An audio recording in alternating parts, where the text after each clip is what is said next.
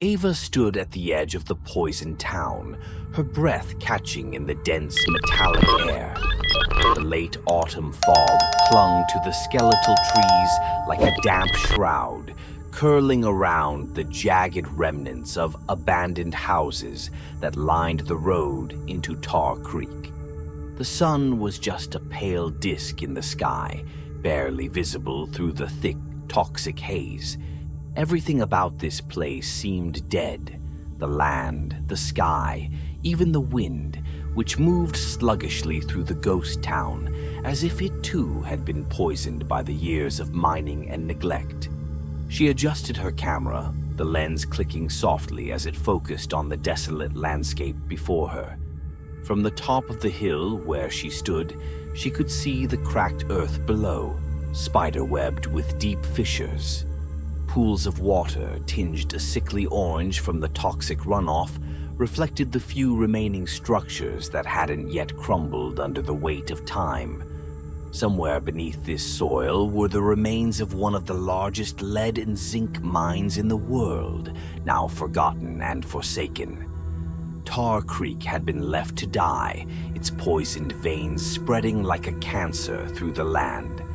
But the place wasn't entirely abandoned. That was what had drawn her here, after all. Whispers, disappearances, something far worse than mere environmental decay. People don't just vanish, she muttered to herself, though the words rang hollow in the thick silence. Ava wasn't easily frightened. She'd spent years as an environmental journalist, tracking stories of disasters, corruption, and the people left behind in forgotten corners of the world. Yet, as she descended the cracked road toward the hollow town, she felt a prickling unease crawl up her spine. It was as if the land itself was watching her, waiting. As she passed the first rusted sign that marked the entrance to Tar Creek, a strange sensation washed over her, like a low hum vibrating through the soles of her boots. The ground beneath her seemed to shift, subtly, almost imperceptibly, but enough to make her pause. She crouched down, placing a hand on the cold, hard earth. Nothing, just solid ground. Yet there was something alive here, something lurking just beneath the surface. She could feel it, faint and pulsing, as though the land itself still breathed, albeit shallow, poisoned breaths. Ava shook her head and straightened up. This was just exhaustion talking, the long hours of travel and the weight of the strange stories she had uncovered before coming here. She had to stay rational, grounded. If there was something hidden in Tar Creek, something more than just environmental tragedy, she would find it. She had no other choice. "Don't stay after dark," a voice called from behind her. Startled, Ava turned to see an old man leaning against a rusted truck, his eyes narrowed with suspicion. He looked as worn and tired as the town itself, his skin as cracked and dry as the earth beneath his feet. "Excuse me," Ava asked, stepping closer. "I said don't stay after dark," he repeated, spitting a wad of tobacco onto the ground. "This land ain't right. Sun goes down and, well, things start moving that shouldn't." Ava studied the man, her instincts telling her there was more to his words than just the ramblings of a superstitious local. "What kind of things?" she asked, her curiosity piqued. He shrugged, his eyes shifting nervously toward the horizon where the fog seemed to deepen. "You'll see. If you're smart, you'll be gone before then." Ava pressed him for more, but he only shook his head and turned away, mumbling something about miners and the earth taking back what's owed, whatever that meant. Determined not to let the ominous warning shake her resolve, Ava set off deeper into the heart of Tar Creek, making her way toward the small cabin she had rented for the week. It stood on the outskirts of town, just beyond the poisoned zone where the last remaining residents clung to their homes. As she walked, she passed houses, their windows shattered, their roofs sagging like the sunken chests of forgotten corpses. Each one seemed to stare at her with empty eyes, silently begging her to leave. She didn't. Ava wasn't the type to run from ghosts. By the time she reached the cabin, the daylight was already beginning to fade, casting long, twisted shadows across the poisoned landscape. Inside, the air was stale, thick with the scent of rot and dust. She set down her bag and quickly unpacked, determined to get some work done before nightfall.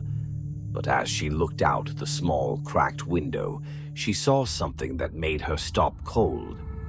At the edge of the property, near a thicket of dead trees, a figure stood motionless in the fog. It was too far to make out clearly, but it was definitely human-shaped, tall, thin, and unnervingly still. Ava blinked, her heart pounding in her chest. When she looked again, the figure was gone. She told herself it was just a trick of the light, a hallucination brought on by fatigue and the creeping fog. Still, she felt the hairs on the back of her neck stand on end. The land was playing tricks on her already. The night came quickly. By the time she lit a small fire in the cabin's dusty hearth, the world outside was swallowed by darkness. The fog had thickened, pressing against the windows like something alive, eager to break through the fragile glass. The hum in the ground grew stronger, a low, rhythmic pulse that seemed to vibrate through the very walls of the cabin. That night, Ava dreamed of the earth splitting open, black rivers of tar oozing from the ground as skeletal figures clawed their way out, their eyes glowing like molten lead. They called her name, their voices like the hiss of steam escaping a cracked pipe. She woke with a start, drenched in sweat, her heart hammering in her chest. The fire had died down to embers, casting eerie, flickering shadows across the room. Outside, the wind had picked up, howling through the trees in a way that sounded almost like laughter. Ava shivered and pulled the blankets tighter around her. It was just a dream, just her mind playing tricks on her. But deep down, she knew there was something more, something dark and ancient, buried beneath the poisoned ground of Tar Creek, and it was waiting for her. The next morning, the fog had barely lifted, clinging to the low hills like the breath of something old and waiting. Ava's sleep had been plagued with nightmares, images of skeletal hands breaking through the poisoned ground, their fingers twisted and blackened like rotting branches. She rubbed her temples, trying to shake the remnants of the dream, but they clung to her as the fog did, heavy and persistent. Ava gathered her things: camera, notepad, a small digital recorder. Despite the strange happenings of the night before, she hadn't driven 6 hours to Tar Creek just to turn around at the first sign of unease. There was something here, something the rest of the world had forgotten, and it was her job to find it. Whatever the truth was, it was buried deep beneath layers of poison, time, and fear, and she was determined to dig it up. The path leading toward the abandoned mining sites wound through patches of bare, sickly trees. As she walked, the crunch of dead leaves underfoot was the only sound, the air thick with a silence that felt unnatural. Every step felt heavier than the last, as though the land resisted her intrusion. Above, the sky was a dull, bruised gray, refusing to clear, refusing to offer any light. When she arrived at the mine entrance, Ava paused. The opening was a gaping black maw cut into the earth, rimmed with rusted machinery and crumbling concrete. The structure had long been abandoned, but the air around it felt wrong. A faint vibration seemed to pulse from the ground, barely perceptible but constant, like the slow, rhythmic beat of a massive heart beneath her feet. "Just the wind," she muttered under her breath, trying to steady her nerves. But even she didn't believe it. Ava raised her camera, snapping photos of the abandoned equipment, the rusted tracks leading deep into the mine, the stark contrast between the dead landscape and the shadows that seemed to stretch unnaturally long in the dim light. She was careful to keep her distance from the entrance. The locals had warned her about the mine shafts. Unstable, dangerous, ready to collapse with the smallest provocation. But there was something more in their voices, something they weren't telling her. Fear of what was below. As she focused on capturing the perfect shot, a flicker of movement caught her eye. Ava lowered her camera, squinting into the darkness at the edge of the mine. A shape, just out of focus, seemed to shift within the shadows. She blinked. Nothing. The entrance was still, just a dark void leading into the earth. She shook her head, trying to laugh off her fraying nerves. "Get it together," she whispered, but her voice sounded hollow in the empty space. With growing apprehension, she pulled out her recorder, pressing the button to capture the stillness of the place. She expected to hear nothing but the faint wind brushing against the rocks and the occasional creak of rusted metal. But as the recorder ran, she realized there was something else, something just beyond the range of normal hearing. A whisper, faint and barely audible, like the wind was carrying a voice from deep within the earth. "Come closer." Ava froze, her heart pounding in her chest. She replayed the recording, this time holding the device closer to her ear. At first, there was only the faint crackle of the wind. But then, again, that voice. Low, guttural, barely more than a breath, but unmistakable. "Come closer." She jerked back, dropping the recorder into the dirt. Her breath came in sharp, shallow bursts. Her first instinct was to leave, to get away from this cursed place. But her curiosity, her relentless need to know, was stronger than the rising panic in her chest. She couldn't leave. Not yet. Taking a deep breath, Ava retrieved the recorder and quickly pocketed it, her hands shaking. There was no logical explanation for the voice. No wind could create that sound, and no person had been near her. But the ground had been moving beneath her feet. She could feel it again, that faint pulse, like something alive, something watching from beneath the surface. Determined not to let fear cloud her judgment, Ava set off toward the last few standing houses at the edge of town, hoping to interview one of the remaining residents. She had read that fewer than 10 people still lived in the area, most too poor to leave or too stubborn to let go of their homes, even after the mining companies had packed up and the government declared the land unsafe. She found herself wondering what could make someone stay in a place that felt so wrong.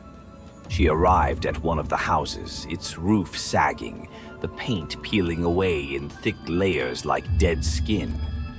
An old woman stood on the porch, staring at Ava with eyes that were more sunken than alert. Her hair was a tangled mess of gray, and her clothes were worn and stained with the dirt of years spent surviving in the poisoned landscape. Ava waved a greeting and cautiously approached. "Hi, I'm Ava Whitmore. I'm an investigative journalist looking into the history of the mines and the town. I was hoping I could ask you a few questions." The old woman's eyes narrowed, her lips pursing as though she were tasting something foul. "You don't belong here," she said, her voice raspy, like it had been choked by the toxins in the air. Ava nodded slowly. "I know. I'm just here for a few days.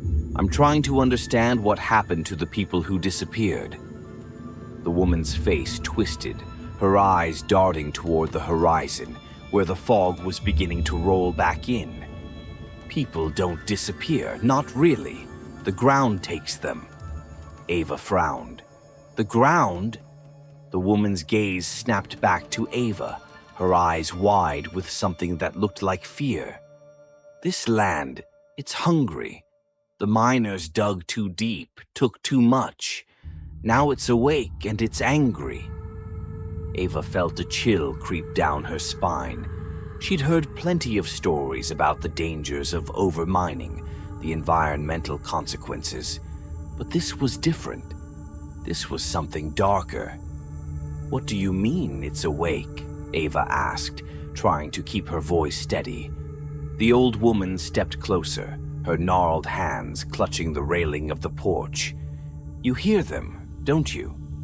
The shadows, the ones that whisper from the mines." Her voice dropped to a hoarse whisper. "They're waiting, always waiting. They call to you, make you see things, hear things. They'll take you too if you don't leave. They've taken others, many others." Ava's skin prickled, the memory of the voice from the recorder replaying in her mind. "Come closer," it had said. She swallowed hard, her throat dry. What exactly is down there? In the mines? The old woman's face crumpled, a haunted look passing over her features. "They say the earth gave birth to things down there, things twisted and wrong. The miners, they woke something, brought it to life. Those that go down don't come back. And those that do, they ain't right no more." Ava's heart raced, but she forced herself to ask the next question, even as dread coiled in her stomach. "Have you seen them? The ones who've come back?" The old woman's eyes glistened with unshed tears. "I seen 'em. They ain't human. Not anymore." Ava took a step back, her mind spinning. This wasn't just a story about environmental collapse. There was something more, something alive in the shadows of Tar Creek.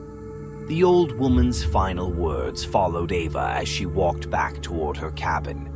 "You don't belong here, girl, and if you stay too long, the ground will make sure you never leave."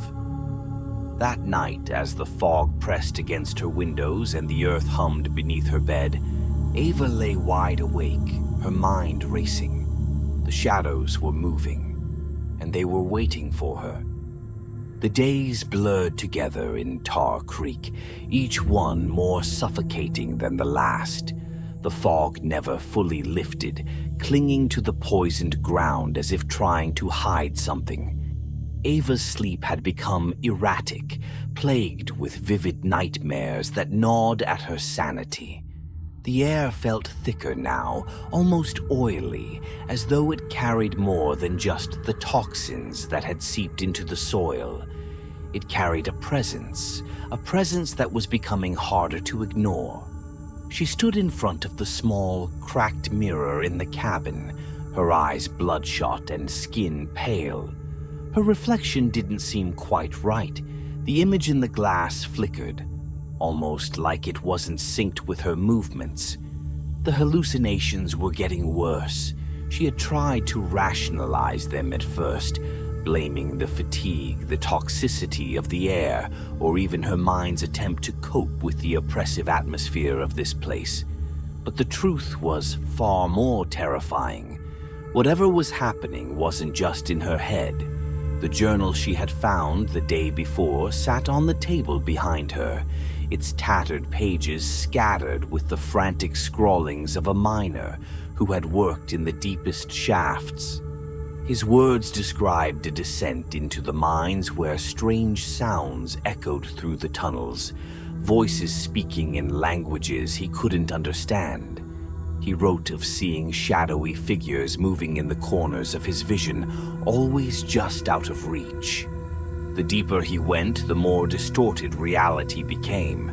By the end, his words had dissolved into madness, sentences fractured by erratic drawings of twisted creatures with hollow eyes and elongated limbs.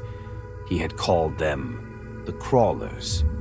The more she read, the more the lines between the journal and her own experiences began to blur. Ava now saw shadows move where they shouldn't, shapes watching her from the poisoned landscape. She had heard voices, sometimes in the wind, sometimes in her dreams, but now they were becoming clearer, closer, no longer just whispers. Now they called her name. Sitting down, she forced herself to breathe slowly, her hands trembling as she picked up the journal again. Her fingers skimmed over the pages, stopping at a passage that had haunted her since she first read it. The land wants to feed. It takes the living, pulls them under. We woke something that should have stayed buried. Ava shuddered. The land itself felt alive.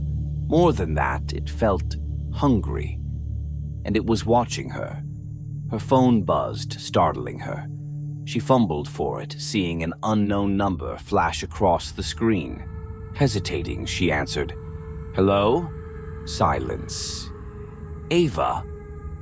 A distorted voice rasped from the other end, like it was speaking through layers of static. Her breath caught. "Who is this?" Her voice trembled, her grip tightening around the phone. "You've seen them, haven't you?" The voice was low, guttural, as though it had risen from deep beneath the earth. A rush of cold air passed through the cabin, and Ava's skin prickled with fear. "I don't," she began, but the voice cut her off, a cruel, breathy whisper. "They're waiting for you. The ground needs to feed." The line went dead. Ava dropped the phone onto the table, backing away as a deep, unshakable dread crept over her. The voice wasn't human. It couldn't have been. It had the same chilling resonance as the voices she had heard in the mine, but now it wasn't just coming from the earth. It had reached into her world. Something in her snapped. With a surge of adrenaline, she grabbed her jacket and ran out the door, desperate for fresh air, for anything to clear the suffocating presence that was closing in on her. The fog pressed against her as she stumbled through the dying trees, heading toward the mine entrance. She wasn't thinking clearly. She just needed answers. She needed to understand what was happening to her before it consumed her completely. The landscape around her shifted as she moved. The once familiar path twisted and warped, the trees bending at unnatural angles, their branches reaching toward her like skeletal hands. The deeper she went, the more distorted the world became. Buildings sagged in on themselves, their walls curving inward like something was dragging them down into the earth. The air tasted foul, thick with the scent of decay, and something worse, something that felt like rot, but older, more primal. As Ava neared the mine entrance, her vision blurred, and for a moment she swore the ground was breathing beneath her feet. The soil pulsed, and she stumbled, falling to her knees. The earth beneath her hands felt warm, almost alive, and she yanked them back, shaking with revulsion. "They want you," a voice whispered from behind her.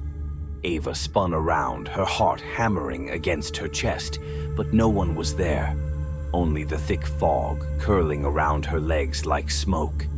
"No," she whispered, backing away. "This isn't real. It can't be real." But the voices were relentless now, surrounding her, filling her head. They rose from the ground, echoing through the trees, growing louder with every step she took toward the mine. "They're waiting for you." Ava stumbled, her mind unraveling with each breath. The landscape around her warped further, twisting into nightmarish shapes. The shadows moved with purpose now, flickering just out of sight, watching her, stalking her. In the corners of her vision, she saw figures crawling across the ground, their limbs unnaturally long, their eyes glowing with a faint, sickly light. She broke into a run, but no matter how fast she moved, the mine loomed closer, as though the land itself was dragging her toward it. The ground seemed to pulse beneath her, guiding her steps. As she reached the mine entrance, she fell to the ground, gasping for breath. The shadows writhed around her, shifting and undulating like a living thing. The entrance yawned open before her, blacker than the night sky, as if it was hungry, waiting to swallow her whole. "They're down there," she muttered to herself, her voice barely audible. "I have to know." With trembling hands, she pulled out her flashlight, the beam cutting through the suffocating darkness. Her mind screamed at her to stop, to turn around, but her body moved on autopilot, driven by a terrible curiosity. The air inside the mine was colder than she remembered, like stepping into a tomb. Every breath felt heavy, as though the weight of the earth was pressing down on her, trying to crush her beneath it. The walls dripped with moisture, the rusted tracks leading deeper into the bowels of the earth. As Ava ventured further in, the sounds began again, soft at first, like the rustling of fabric, then louder, more distinct. Footsteps, heavy, dragging footsteps, echoing through the mine. Her flashlight flickered, and for a brief moment she saw them. Figures crawling along the walls, their eyes glowing, their mouths open in silent screams. She stumbled backward, her heart racing, but the passage behind her had disappeared. The mine had shifted, trapping her inside. Her breath came in ragged gasps as the shadows moved closer, their forms twisting and bending in impossible ways. She could hear them now, their voices a cacophony of whispers, all speaking at once, driving her mind to the edge. They want you. They need you. They'll take you. Ava pressed her hands to her ears, trying to block out the sound, but the voices were inside her head now, crawling through her thoughts, unraveling her sanity. In the distance, a low, guttural laugh echoed through the mine. "They've been waiting for you." The ground trembled beneath her feet, and Ava felt a deep, primal terror rise in her chest. The mine was alive. It had been alive all along, and it had been feeding off the people who came too close. Now, it was feeding off her. With a final desperate cry, Ava ran deeper into the mine, her flashlight flickering and dying in the darkness. The last thing she heard was the sound of the earth closing in behind her, sealing her fate. The shadows had taken her. The darkness was suffocating. Ava could barely breathe, the air around her thick and heavy, like the mine itself was trying to crush her, to pull her into its poisoned heart. She had been running for what felt like hours, her lungs burning with the effort, but no matter how far she went, the tunnels seemed endless. The flashlight was dead now, clutched uselessly in her trembling hand. Its beam extinguished the moment she had crossed the threshold into the deepest part of the mine. And now, she was lost, completely lost. The walls were closing in on her, the once wide and open passages now narrow and claustrophobic. The ceiling seemed to sink lower with each step, brushing against her hair, her skin. It felt like the mine was alive, reshaping itself to trap her, like the earth was shifting to draw her deeper, to claim her.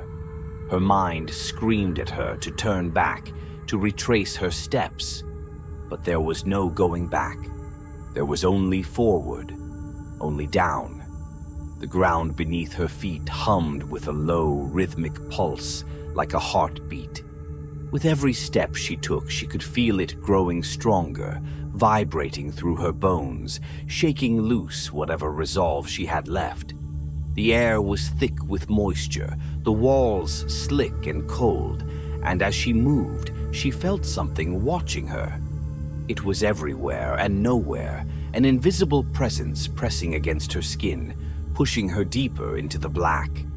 She wasn't alone down here. She could hear them, the crawlers, skittering through the shadows, their nails scraping against the rock, their twisted bodies moving with a sound like wet, broken bones. She could feel their eyes on her, those glowing, hollow eyes that had haunted her dreams. Ava's heart raced as she stumbled forward, her legs weak and her breath ragged.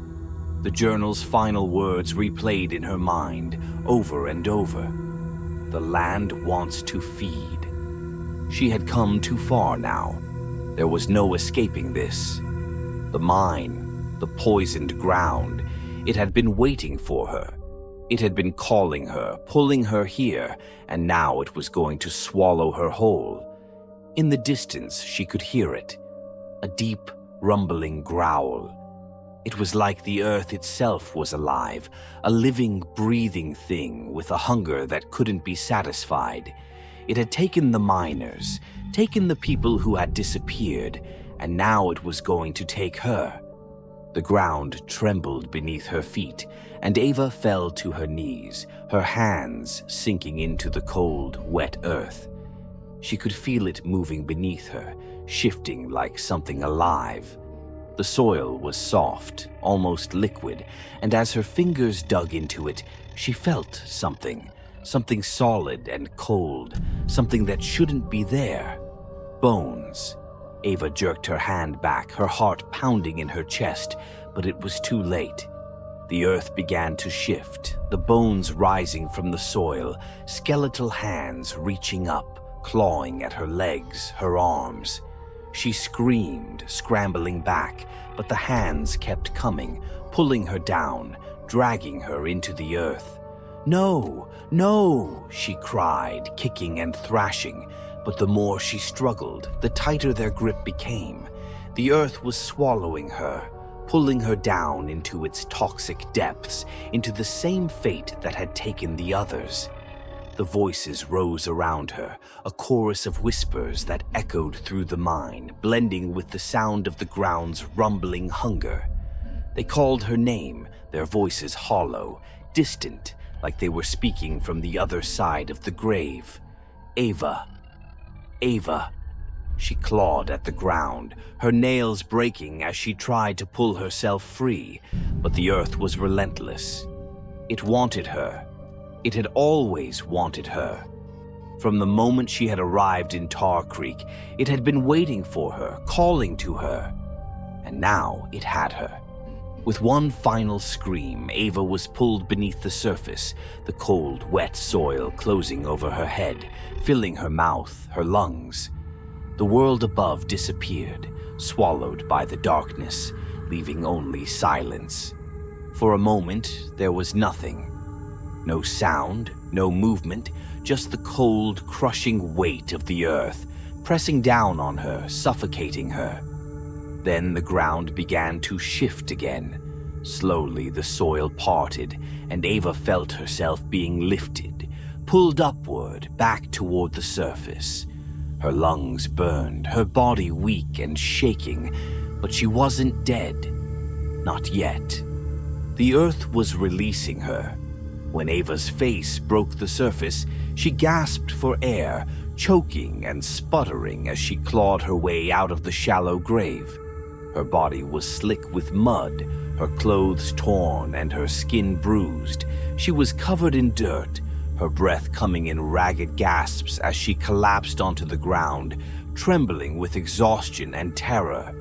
She didn't know how long she lay there, staring up at the pale, bruised sky.